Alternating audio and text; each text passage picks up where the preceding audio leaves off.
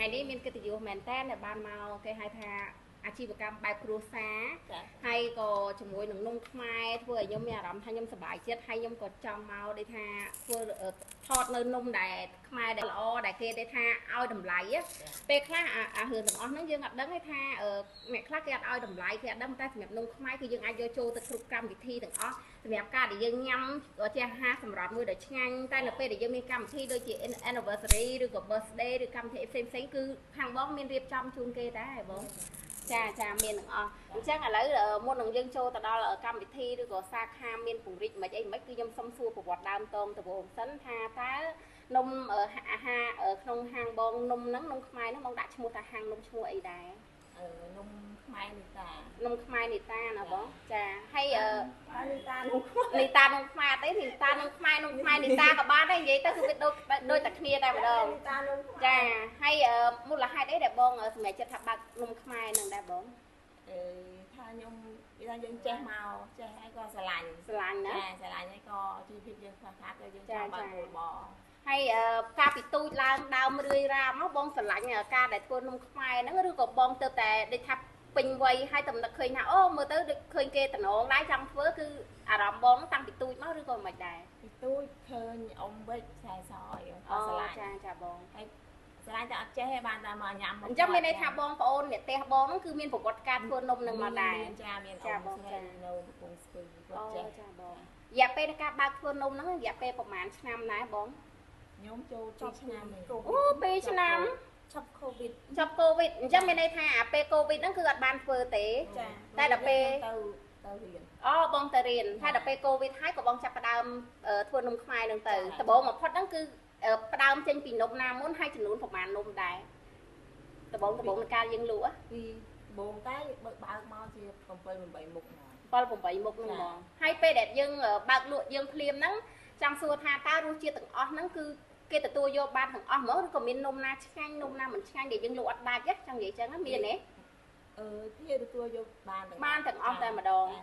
អញ្ចឹងមានន័យថាបងស្រីគឺចង់មានប្រសាសន៍ថាបើសិនជាកាលណាដែលបងរៀបចំ7 8មុខហ្នឹងគឺនំទាំងអស់គឺគ្រាន់តែបើកមកដំណើរការភ្លាមគឺទទួលការពេញចិត្តគ្រប់ត្រតែម្ដងហើយក៏តាមដែលខ្ញុំដឹងមកគឺគាត់បើកបាន5សាខាត្រូវទេបងចាហើយបងទាំងពីរនាក់សម្ភាសមួយថ្ងៃអ្នកសម្ភាសនេះខ្ញុំបញ្ជាក់មួយទៀតថាបងទាំងពីរនាក់គឺបងប្អូនគ្នាបងកើតបងមានបងប្អូនប្រហែលអ្នកដែរបងខ្ញុំ5នាក់ហើយចុះ3នាក់ទៀតអត់មកឆ្លាញ់នំខ្មែរបើកសាខាទេកាន់ទាំងអស់អូអញ្ចឹងមានន័យថាអញ្ចេះចង់និយាយថាបងស្រី2នាក់ហ្នឹងគឺគាត់បងសម្ភាសជាមួយនាងខ្ញុំហើយបងប្អូនប្រហែលអ្នកទៀតហ្នឹងគឺហៅថាអាជីវកម្មគ្រួសារទាំងអស់គ្នាតែម្ដងចាអូនិយាយទៅខ្ញុំសរសើរបងប្អូនស្រឡាញ់គ្នាពេលខ្លះអ្នកខ្លះឲ្យមករួមមួយគ្នាធ្វើអត់ចេញទេណាតែស្អាតគេឆ្លោះគ្នាដែលមានបញ្ហាឆ្លោះគ្នាសួរត្រង់ក៏មានទេហើយអញ្ចឹងគាត់ថាយើងអាចសម្រួលគ្នាយើងព្យាយាមប្រមូលក្នុងការរួមគ្នាធ្វើអាជីវកម្មតែម្ដងនិយាយទៅនាងខ្ញុំសរសើរកម្រមានបងប្អូនរួមគ្នាធ្វើអាជីវកម្មនំខ្មែរឲ្យជោគជ័យទៀតតើបងកម្រងក្នុងការបើកសាខាបន្តទៀតទេបងកម្រងបើកទៀតណាយើងចង់បើកនៅ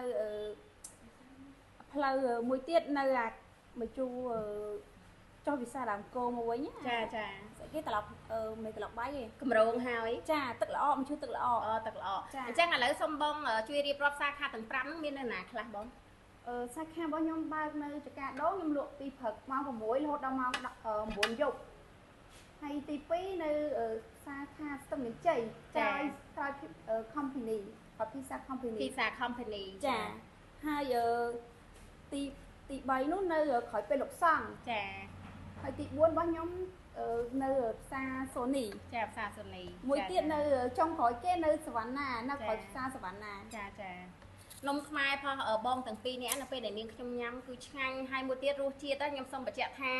អត់ផ្អែមឡើងតលាន់នេះគឺអត់ទេគឺរសជាតិល្មមឆ្ងាញ់នៅពេលដែលយើងញ៉ាំទៅគឺអត់តលាន់ទេឥឡូវនេះពេលដែលនាងខ្ញុំឃើញគេរៀបចំកម្មវិធី birthday ឬកម្មវិធីផ្សេងហ្នឹងគេអាចនិយាយថាយកជានំខ្មែរយកទៅដាក់អញ្ចឹងណាចាំមកគេកំងសម្រាប់ខួបកំណើតទេបងមានរៀបចំដែរមានបងអូនចាអញ្ចឹងបើសិនជាបងប្អូនត្រូវការកំងក្នុងកម្មវិធីខួបកំណើតគ្រប់ត្រនៅនំខ្មែរនំរបស់ខ្មែរយើងធ្វើដោយដៃកូនខ្មែរអាជីវកម្មគ្រួសាររបស់បងប្អូនដែលមានបងប្អូនទាំងអស់គាត់ស្រឡាញ់គ្នារួមគ្នាក្នុងការធ្វើនំអាចតាក់ទងជាមួយនឹងបងនីតាបានអាចប្រាប់លេខទូរស័ព្ទតិចមកបង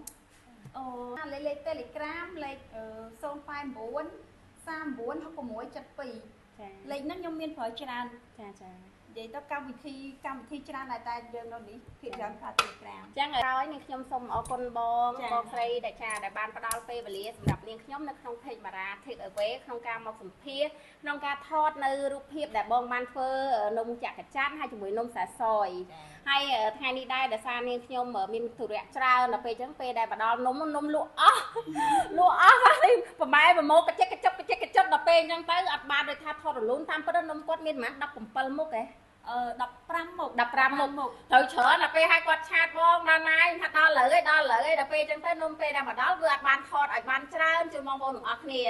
តែគាត់តែចង់បញ្ជាក់ថានំគាត់គឺឆ្ងាញ់គាត់ដល់ពេលខ្ញុំទៅដល់ហ្នឹងអាចង់អស់ហើយនៅមានភៀវមកបដៅរនំហើយគេកំងនំគឺអត់តន់ទៀតចឹងបើសិនជាបងប្អូនពេញចិត្តនៅនំខ្មែរ